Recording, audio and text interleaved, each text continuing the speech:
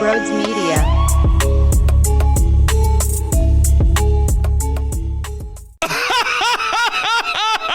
Come on, baby. 8-2. What a world. Here's reality of who the Philadelphia Eagles are.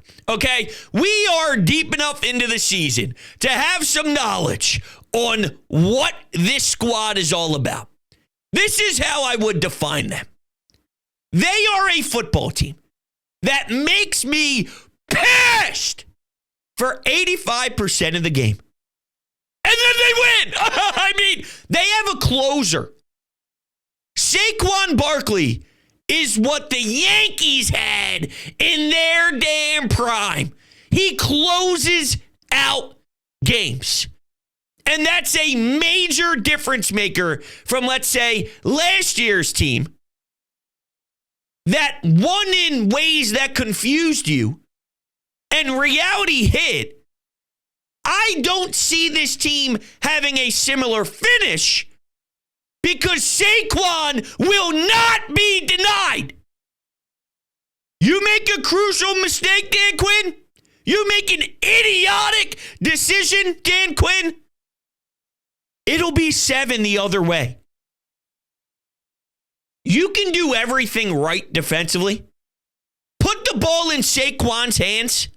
Have 4 guys ready to pursue a tackle. I promise you, it's a gain of 20-5 with 3 spinoramas, and he's putting his ass in your face. You can't stop him. He's a machine. He's a closer. And you saw what happens when you make an egregious decision against the Eagles. And the flip side was the Eagles made a billion mistakes in the first half. The Commanders didn't do enough about it.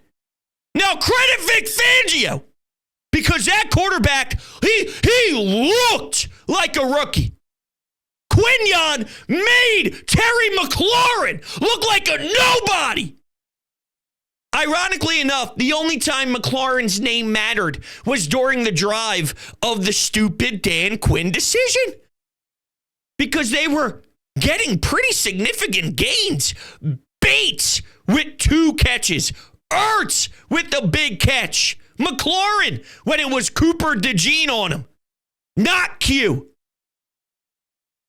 And Jalen Carter decided, yeah, I'm about to do this again. 2nd and inches, nothing. 3rd and 1, stuffed. The Eagles had no kicking game. No kicking game that you could really rely on. You have a chance on a short week on the road to potentially go up 13-12 with your young quarterback in an NFC East race.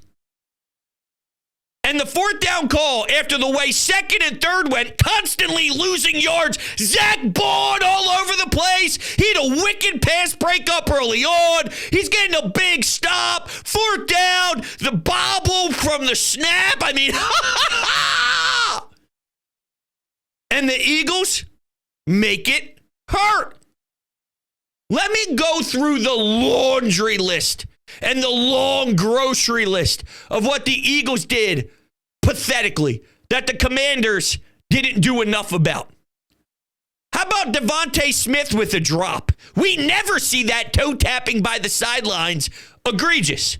Jahan Dotson on a 3rd down. Got to make the play. We could yell about why didn't you look at AJ? Why didn't you look at anyone else? Jahan Dotson, open enough, make the damn catch. He dropped it. Jalen Hurts, look, he played so poorly that when we found out he was in the blue tent and there was potentially a concussion going on, we all went, oh, that makes sense.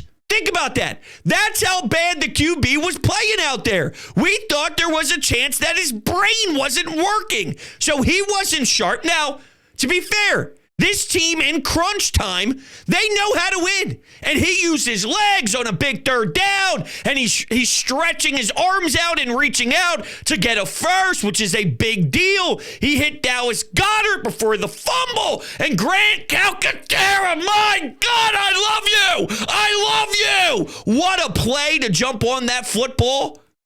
That saved the game, but they make plays. That's what they do. They make plays in crunch time. And the Commanders couldn't get to that ball first. But I'm not done with that first half stuff. Hurts misses AJ and Devontae wide open. This isn't being talked about. Not the missed field goals are for sure. The trick play that was so quickly developing, there was no time for the Commanders to even react to anything. They were tossing it backwards, a big loss of like 12, 13, 14 yards, and bang, bang, bang. It happened so quick, you couldn't even allow for it to develop.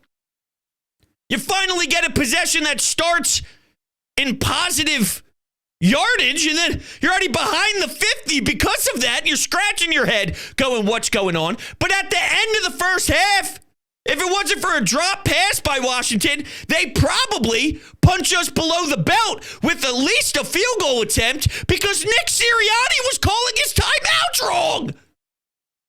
That gets lost in the sauce. But with all that being true, the moment intensifies and gets harsh when you're facing the Eagles in their building, when you're both good teams and the NFC East is on the line. One team looked like they were led by a poor coach in Dan Quinn and a quarterback that looked overwhelmed. Whether it's ribs, whether it's, they talked about the hand, right? Wasn't there a gash on his hand that they were sewing up or putting some sort of glue on or whatever it is? But, you know, he was banged up for sure. You could see him grimacing, making some of those throws, or whenever he took off, he got hit pretty hard. You could tell that his face was kind of reacting to it as if this isn't great feeling. The Eagles found a way to get this thing done. And that's who they are. I asked this question to all of you online afterwards. Are you concerned about their struggles? Yes. Option 1. Option 2. No, they just win. And no, they just win had about 68% of the votes at the time of this show recording. So it probably fell around what I expected it to be. I lean towards saying no, and here's why. I already touched on what the addition of Saquon Barkley really means to your team and that element you did not have last season to help you when things can get ugly. It's like, hand the ball off, he's going to work, you will not be denied. There's a reason why I put a monster emphasis on that throughout pretty much every preview show I do. It's Saquon doesn't let you lose. Cam Jurgens is putting people in the dirt twice on the same damn run play. These holes that were being created because your offensive line started to wear them down over 3.5 quarters. It is a monsoon. It's so aggressive. But the reason why I say it leans no for me more than yes, which is probably a crazy answer if you've been listening to how I talked about this team heading up to this point. I just watched Jared Goff throw 3,000 interceptions. I just watched one of the better teams in the NFC, the Commanders, have their coach make one of the dumbest decisions I've ever seen. Sure, the Eagles can lose because X, Y, and Z against other NFC teams, but these other NFC teams are no locks either. If you throw 5 picks against the Birds with this defense, with Vic Fangio and Jalen Carter and Nolan Smith stepping up, and with the way Q is shutting down your number 1 stars, see what I'm saying here? So it's not strictly the Eagles. Part of it is And part of it is the addition of 2-6. But also, a lot of it is studying what else is out there right now in the NFC. And it makes me feel confident about this team more. And I labeled this a season definer. Second half against Cincinnati was the season changer. That changed the momentum. This game was a season definer. It will tell me a lot about their makeup, and it will add so much more to the wins that we saw against Cleveland, the wins that we saw against the Giants, against Jacksonville, against Dallas. This gives it so much more pop. And while it didn't look like it was going to really tickle my undercarriage through 2.5 quarters, by the end of it, it did. The momentum swung so much in our favor, we watched them overpower a Commanders team where the game just it slipped away from them so much because of the pressure, because of the ability to wreck games. I want to go back to the third quarter for a second. In the third quarter, something I want to highlight. There were 3 possessions. Eagles, Commanders, Eagles. You follow? Eagles, Commanders, Eagles. Eagles kick a field goal. Now it's time for the defense to step up. Jalen Carter and Nolan fucking Smith both deliver big time. Nolan Smith, he's dipping his shoulder. He's creating chaos in the backfield. Those two force the Commanders to punt. Then the Eagles take control.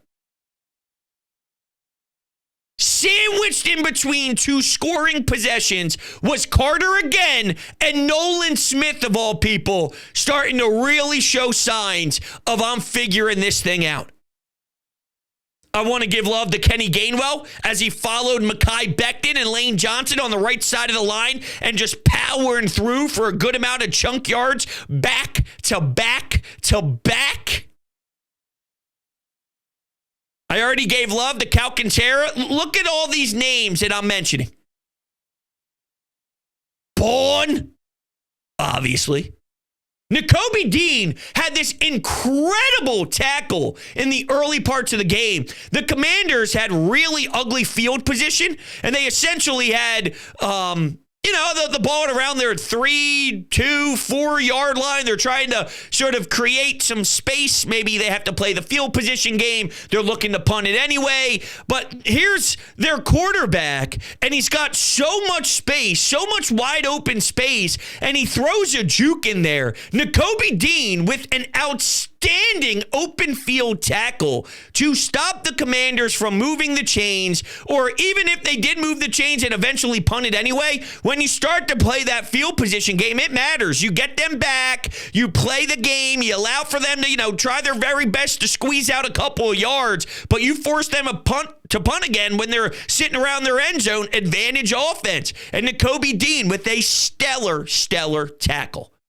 I know that's only one play out of a million, but I just want to highlight everybody out there. You get the interception. When you look at the full body of work, they were able to swarm the Commanders and look like they were in a different tier by the end of it. When you look at all 4 quarters, all 4, by the end, even the scoreboard, this is where I find myself in a little internal battle. How do I want to go about this? All right. By the end, the feeling of the game was clearly all birds. During the game, the Eagles were dominating. The scoreboard just didn't reflect that. Now, I'm not going to put as much stock into that as others are. Some are saying, yeah, but if Jake Elliott hits all his field goal, that's not how this sport works. That's not how it works. You don't. If that's the case, the double doink against the Bears when you win and you advance, that goes through. It's not automatic. So while they were statistically doing extremely well offensively, it wasn't passing the eye test. So I'm not going to hold on to that as much as other people. But by the end of it, That feeling when Barkley was going off, that feeling with about 6, 7, 8 minutes to go in the fourth quarter or so, after the failed, miserable decision by Dan Quinn, really, that's the feeling I was looking for. And we got it. We got it. And it sort of reminds me of, I already brought up an MLB closer. Let me go in another direction in the NBA. If you can't go to work and if you can't successfully run an offense with 4 minutes to go in the fourth quarter, if you can't get buckets, if you can't create wide open looks by passing the basketball in crunch time, I mean, you lose tremendous amount of value and tremendous amount of respect. That's when everything gets so intense. That's when the moment gets harsh. And if you can't meet that harsh with excellence, then that's an issue. The Eagles can, and they did, and I got that overwhelming feeling in crunch time. And crunch time holds a lot of weight. It's a close game. They even touched on this during the broadcast. And I'm no Al Michaels fan anymore, to be honest with you. I mean, it's a huge fourth down. You would have thought it was 1st and 10, week 2, with 9 minutes to go in the second quarter. I don't think he had any knowledge of where the game even stood at that particular time. But the broadcast mentioned, this Washington team, they're clearly trending in the right direction, but there's a difference. All right, when you look at the intensity meter of what this third down means, what this second down means, what this drive means, you got to have a different it inside of you. And you got to learn how to have that. It probably makes sense for their QB and for their team to not be there yet based off of just who they are. But the Eagles have that. The Eagles do have that, which puts them in the same exact category as all these other teams. And it's pretty remarkable. It really, really is. Thank you, Saquon. Thank you, Vic Fangio. Seriously, because there were a lot of rightful boos raining down 3 and out, 3 and out. This offense is too stacked for A.J. Brown to be wide open and Jalen Hurts throw it 5 feet out of bounds, not even close to him. And you could see A.J. is pissed. AJ is visually, or is that the word? Whatever. He's upset. He's upset. He's flailing his arms. Then there was the ball in the red zone where he's matched up against a rookie. The ball's 8 feet out of bounds in the back of the end zone. It wasn't even competitive. It's a third down. They got out of the huddle late. You thought maybe it would be a good idea for Nick Sirianni to use one of his timeouts then to settle it down because it is such a crucial play. They don't. This offense should not be scoring 3, 6, even if some of those field goals went in. 9 points throughout 3+ quarters against that team that didn't have Lattimore out there, who was their biggest acquisition at the deadline. There's plenty of chances for you to really work through this defense and for it to be as choppy and as sloppy. I get it why people say something's not right. Hell, I've been saying something's not right for a long time. But now I am back into the blindness of, at the end of the day, they're winning. And they're winning, and they're winning, and they're winning, and they're winning. And now I feel more comfortable with how you can lean on Saquon more. That could be the difference maker. That could be the X factor. That could be what doesn't allow for you to slip the way that you slipped last season. I hope that Giants owner is crying right now, in tears. I mean, I'd be picking up the phone and calling the GM, being like, yo, motherfucker, I want money back. I'm not giving you your paycheck. These are the type of things that I would have to at least consider. You failed miserably, man. Miserably. Yo, the Giants just lost to the Panthers. Yeah, they just lost to the Panthers. And here's Saquon going off, having arguably his best year. And we're only getting started. Unreal. Hey, what else is unreal is Garage Beer, baby. That's right. DrinkGarageBeer.com. That's the website. Link is in the description. Don't worry about IPAs, all right? It's the best light beer on the market. It's the best light beer to ever touch your lips. It's 1,000% quality. When you show up with a rack of Garage Beer, the fellas go, yo, this dude's a fucking beauty. The ladies that are around go, oh, hey, I want to talk to that guy. Hey, DrinkGarageBeer.com. Check out the information. Also, if you've made it this far into the show, God bless your soul. If you're new to the channel, make sure you hit the subscribe button. Hit the thumbs up button as well. You can take me on the road with you. Apple Podcasts, Spotify. Search a little Sports Talk with Broads into the search bar. Leave a 5-star rating and a review. It helps out the algorithm so much. So thank you. The last thing I'm going to say before we get to the Anytime Hotline calls and listen to you all is, if you want more Broads Media content, you can join the memberships here on YouTube, and you get access to Coffee with Broads live streams Monday and Thursday mornings at 11 a.m., and you also get access to our Discord channel. Check it all out. Information down below. It's super fun. The community we've built there has been truly remarkable. I love all of you. So if you're interested, I just want to throw that in there. Okay, with that, let's take a listen to some of the calls from the people. We will start off with, let's go with Mist. We'll start off with Mist. What's up, bros? It's Mist. Man, what a huge win. Look, I know it maybe wasn't exactly what we hoped for. We thought maybe there was a chance they'd go out there, blow them out. Obviously, the offense had some issues getting started again, not looking as great in the first half. But I also got to say, despite some of the mistakes that we made, I tipped my cap a little bit. I think that Washington actually showed up and played tough defense, and really coverage was good, and they still fought through. But I think the biggest story is going to be our defense, buddy. Oh, my God. I mean, they play this well. They play this well against anybody.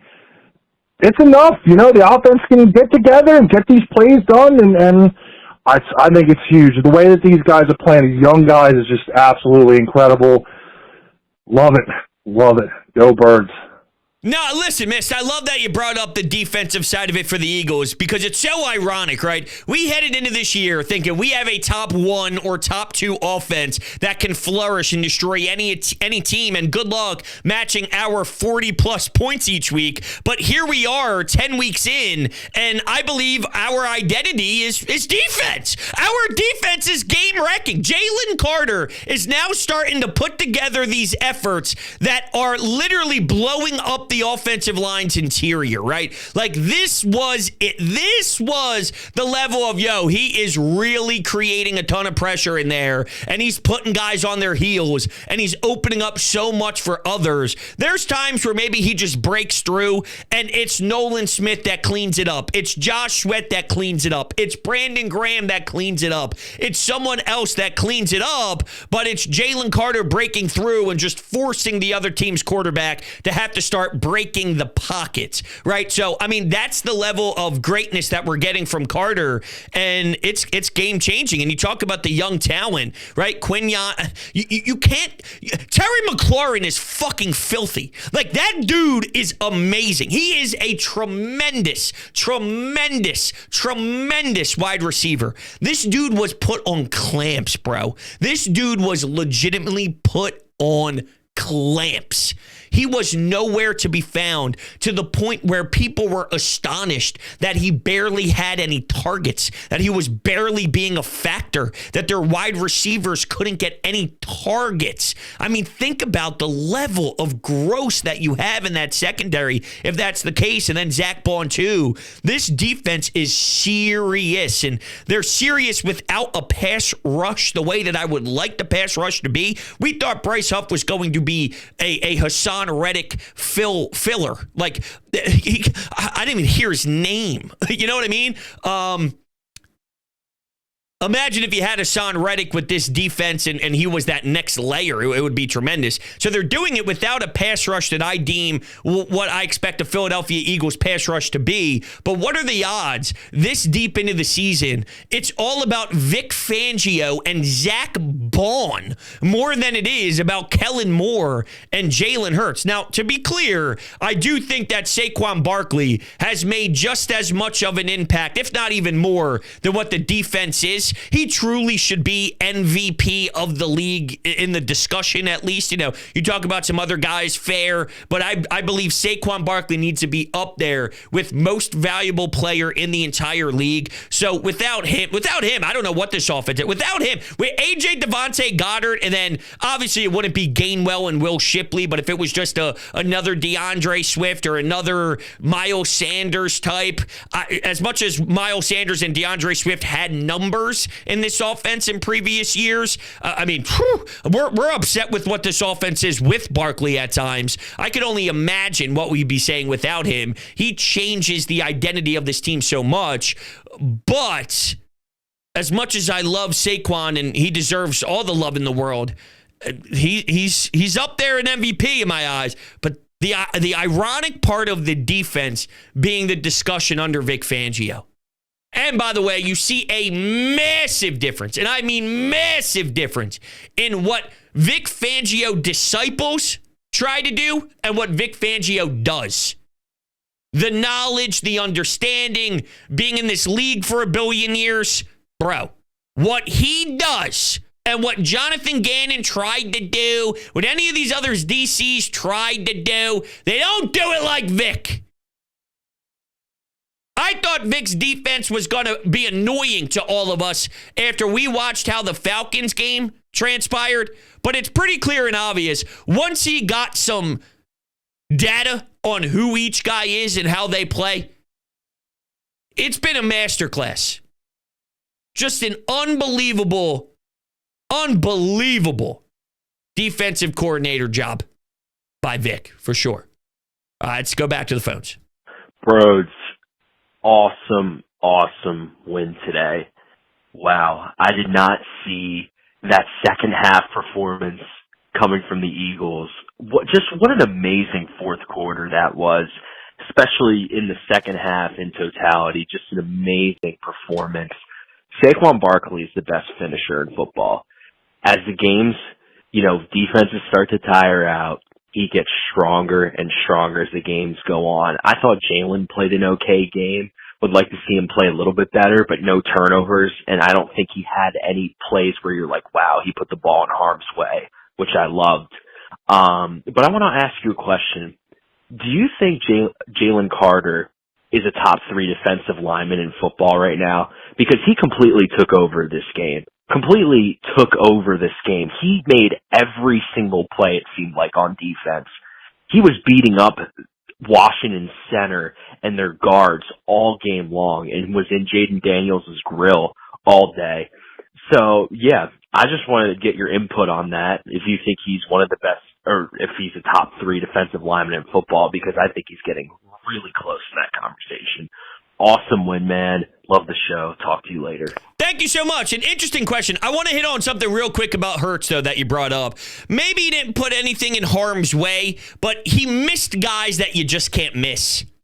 So obviously you don't want to turn the ball over. You don't want to throw interceptions, but I leave more sour on Hurts than woohoo on Hurts, even with the lack of turnovers and all. Like AJ being wide open when a corner slips or whatever happened. I believe didn't he slip and then AJ was wide open. Then the ball was just 7 feet out of bounds. That can't happen. AJ had other opportunities. He missed Devontae on a third down because he tried to escape. He ended up getting hit and was nowhere close to the first down marker. He could have hit Devontae Smith for an easy first down and then some with some yards after the catch. So just because there weren't any, quote, in harm's way, could have been a pick six or could have been an interception or dumb, stupid throw. It was so sloppy just from a sound standpoint that I don't know. I just don't feel the same way about it. I was disappointed with Hurts. Now, the defensive tackle thing, it comes down to this with Jalen Carter. Even when Aaron Donald was in the league, The talk about Jalen Carter was that he has the ability to wreck games, maybe not at the level of Aaron Donald because no one ever does, but he could be better than Fletcher Cox. And Fletcher Cox was one of the best defensive tackles in the era ever. Like, he was incredible. And his ceiling is better than Fletcher Cox. So just in general about how great is he, top in the league, it was always, always, always there. His skill set was always, always, always there. It was more just about consistency. Because we've seen it in flashes. We've seen it in 4 or 5 games in a row, and then he hits a wall, and then it kind of dipped off, right? And was never able to get back on track. And this season, you had such an early bye that I was wondering, once you get through that bye, if you're someone that already experienced maybe hitting a wall in a previous year, how do you face that adversity knowing you don't have a time to hit the reset button mid-season the next go-around? And if this is what he is, like, yeah, there's no doubt about it. If this is what he is, and it's consistent, and it's nonstop, and it's week to week, and you don't slow down whatsoever, is he top caliber of defensive tackles that this league sees today? Without a doubt. Yes, he wrecks the game that much. He does things that sometimes aren't even noticed, that aren't even discussed. It's just another ho-hum, hey, here's Jalen Carter. But in reality, it's fucking ridiculous. So, yeah, I think he's there. For me, with Jalen Carter, it literally is just about how often he does it. Can he do it week in, week out, nonstop, put centers on their heels, put guys' asses in the ground, create opportunities for others? And there's no doubt about it that I'm starting to get this feel similar to Nolan Smith, who has figured it out and definitely blossomed more. I feel with Jalen Carter, we're taking that big step as well. So, you get that, baby. And then automatically, the fear I have of the defensive line not creating enough, one guy, the emphasis goes on him, and then it seems like everything else follows. And not to just say like Jalen Carter has to be that, and then everyone else gets off free. I still need more from some of the edge rushers in totality, but it just shows you when he wrecks games how much easier it is for everybody else, because you got to make sure that big fella in the middle doesn't start really ripping through. So with that, we're going to wrap things up here. What a win. What a tremendous win. Wow, wow, wow, wow, wow. Thank you guys all so much for hanging out with me tonight. You guys are the greatest in the world. We'll obviously be continuing to talk about this puppy. What a win. Go Birds! I'll see you on the next one.